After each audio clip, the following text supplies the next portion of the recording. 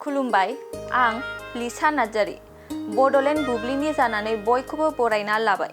दिनै 19 फेब्रुवारि 2024 नोंथांमोननो बड'लेण्ड बुब्लिया दिनैनि साना मा मानि थाखाय मिथिजायो एबा दिनैनि सानाव मा हाबाफारि फालिनाय जायो नोंथांमोननो फारि फारि बड'लेण्ड बुब्लिया फोरमायगोन। दिनैनि सानखौ शिवाजी जयन्ती सान एबा छत्रपति शिवाजी महाराज जयन्तीनि जोनोम सान महरै फालिनाय जायो।